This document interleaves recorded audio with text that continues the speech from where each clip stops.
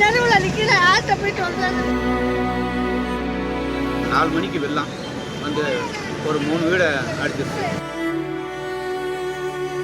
50 வீடுகள் தண்ணீரில் அடித்துச் செல்லப்பட்டதாக பொதுமக்கள் கூறி வருகிறது.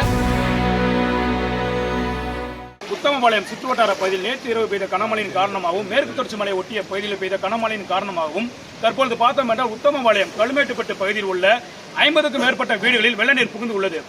தற்பொழுது நாம் நேரடியாக பார்க்கலாம்.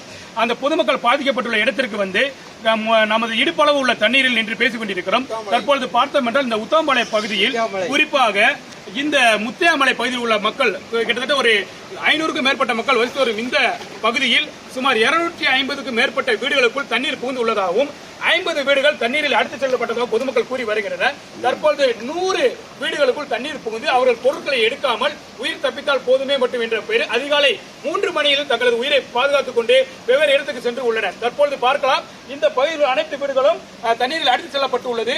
குறிப்பாக இந்த பகுதியானது முற்றிலும் தண்ணீரால் சூழப்பட்டு முல்லை பெரியாற்றின் தண்ணீர் தற்பொழுது சென்று கொண்டிருக்கிறது. இதன் மூலமாக பார்க்கும்போது பொதுமக்கள் கோரிக்கை என்னவென்றால் தேனி மாவட்ட ஆட்சித்தலைவர் நேரடியாக வருகிறது பார்வையிட்டு பொதுமக்களுக்கு நிவாரணம் வழங்க வேண்டும் என்று தற்போது கோரிக்கை எழுந்து வருகிறது. 4 மணிக்கு வெள்ளம் வந்து ஒரு 3 வீடை அடிச்சிருச்சு. ஆளுகள்லாம் சூதானமாக இருந்துச்சு மேலே வந்துட்டான் இருக்கணும். இந்த அளவில் வெள்ளம் வந்துகிட்டு இருக்கு. நாங்கள் யார்கிட்ட போய் சொல்றது இப்படி எனக்கு வெள்ளம் வருது. என் பேர் உமா, எனக்கு 33 வயசு ஆகுது. நாங்கள் யாருமே இல்லை, கால ஊனமானம் இல்லை. ஏதாவது உதவி செஞ்சு தண்ணி வந்து எங்கள் வீடவே அழிச்சிருச்சு.